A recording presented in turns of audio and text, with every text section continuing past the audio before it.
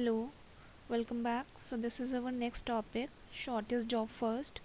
This is our second algorithm of CPU scheduling. Okay, let us discuss the introduction part first, then we will do a numerical. Okay, so the name suggests shortest job first. Simple phenomena है कि हमारे पास हमारी processes का burst time given होगा which is its execution time. जिस process का execution time smallest होगा वो सबसे पहले एग्जीक्यूट करेगी.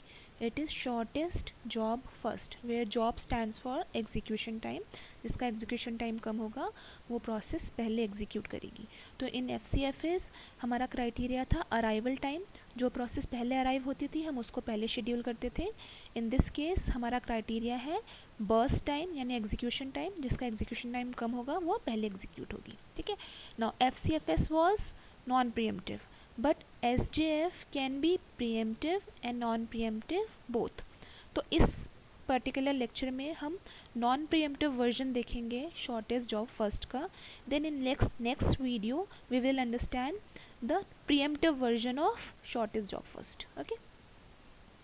Okay, let us take a basic difference between what is preemptive and non-preemptive. We do understand non-preemptive means अगर आपके पास कोई प्रोसेस विद अगर हम कंसिडर करते हैं हमारे पास दो प्रोसेसेस हैं, एक का बर्स्ट टाइम 2 है और एक का बर्स्ट टाइम 3 है. तो इन नॉन प्रिएम्प्टिव केस अगर पहले कौन सी प्रोसेस चलनी चाहिए जिसका बर्स्ट टाइम कम है, तो दिस प्रोसेस विल एग्जीक्यूट. और कितना एग्जीक्यूट होगी?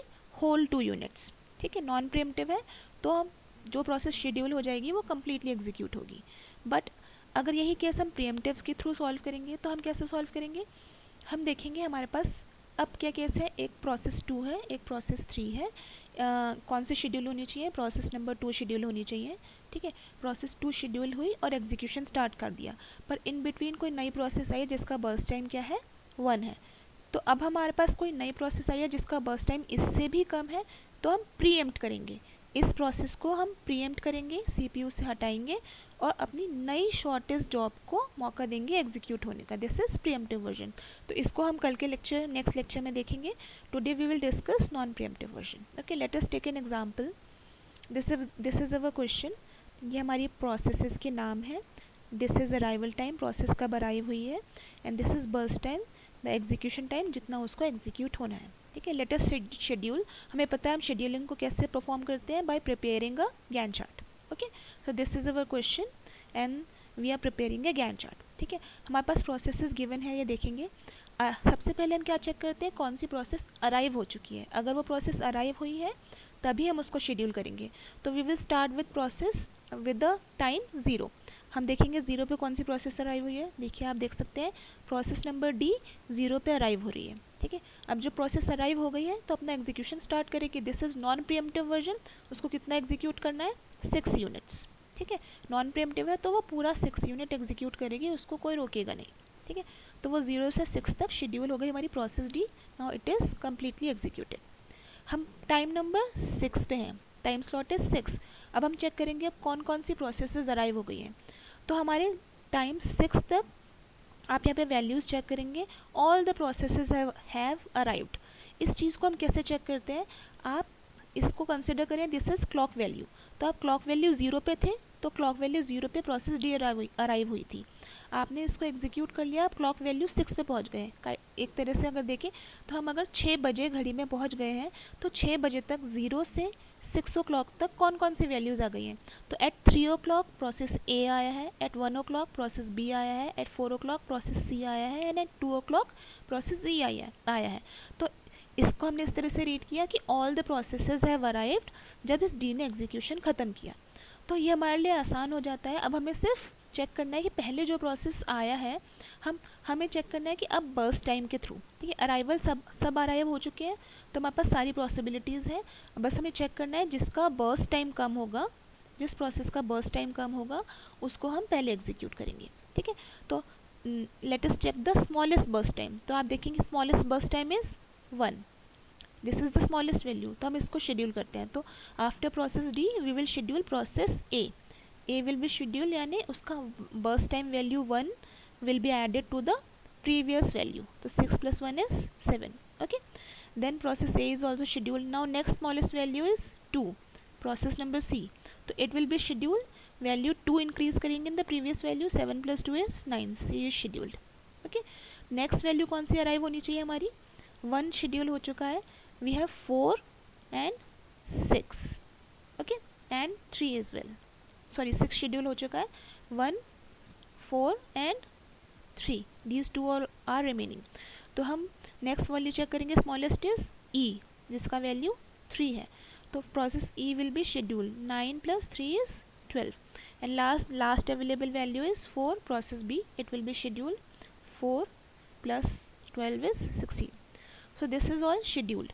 ये हमारा पूरा गैन चार्ट प्रिपेयर हो गया है, हमने इन सारी प्रोसेसेस को शेड्यूल कर रहा है. Rule is simple, first you will check arrival time.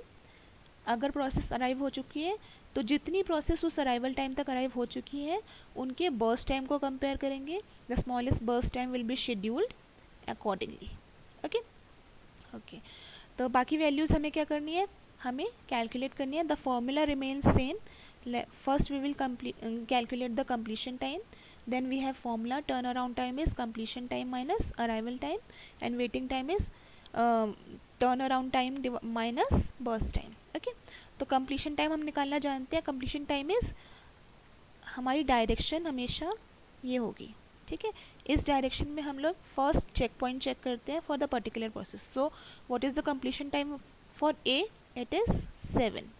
completion time for B is 16, for C 9, for D 6 and for E it is 12. तो सारे completion time हमें मिल जाएंगे and we will simply put it in the formulas and we'll get this. तो इस तरह से हमें specific process का turn around time भी मिल जाता है, waiting time भी मिल जाता है and average we can calculate by adding the numbers of turn around time, इसका summation and then इसका summation waiting time and divided by the total number of processes. In this case we have 5 number of processes, so divided by 5. ठीक है, we will perform the summation and divided by 5. Okay, so this is simple. Now let us discuss the advantage and disadvantage of this scheme. Advantages are very simple. हमने first in first out process scheduling को improve किया, ठीक है. उसमें हम लोगों ने क्या किया, उसका हमने देखा था एवरेज टाइम बहुत ज़्यादा था. इन दिस पर्टिकुलर केस हमने एवरेज टाइम को रिड्यूस किया क्योंकि हम स्मॉलेस्ट प्रोसेस को पहले एग्जीक्यूट कर रहे हैं, ठीक है. इस तरह की प्रोसेसेस कहाँ यूज़ करना एप्लीकेबल होगा, जहाँ पे हमें बैचेस में प्रोसेसेस को रन करना हो. क्योंकि हम जब बैच में प्रोसेसेस को रन करते हैं तो सारे जो रन टाइम्स होते हैं हमें एडवांस में पता होते हैं. ऑलरेडी हम लोग पहले बैच बना लेते हैं तो हमें पता होता है कि कौन सी प्रोसेस कितना एग्जीक्यूट होना चाहती है, उसके अकॉर्डिंग हम लोग इसको एग्जीक्यूट कर सकते हैं. तो in batch processing system SJF is used and SJF is use for long term scheduling. ये हम ऑलरेडी पढ़ चुके हैं, long term schedulers, long term scheduling. उसमें हम शॉर्टेस्ट जॉब फर्स्ट को अप्लाई कर सकते हैं. Okay, but there are still some disadvantages. Disadvantages क्या है, अभी हमने देखा बैच प्रोसेसिंग सिस्टम में हमें पहले से पता होता था कि हमारा एग्जीक्यूशन टाइम क्या है प्रोसेस का, इसलिए हम उसको शेड्यूल कर सकते थे.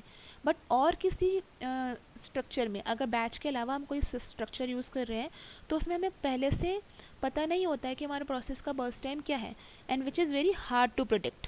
तो इसलिए हम जो आपका कंप्लीशन टाइम पहले पता होना हमें ज़रूरी होता है, तभी हम शेड्यूल कर सकते हैं. So it is a disadvantage. Okay, then next, in this particular case हमने एवरेज वेटिंग टाइम तो रिड्यूस किया but turn around time still is very high compare to other algorithms, coming algorithms. It is still very high, जिसकी वजह से starvation होने की संभावना अभी भी रहती है, ठीक है. Also it is a little complicated, तो हम लोग इसको कहाँ यूज़ करते हैं, in short term, sorry it can not be implemented in short term schedulers, क्योंकि हम इसको लॉन्ग टर्म शेड्यूलिंग में इम्प्लीमेंट करते हैं.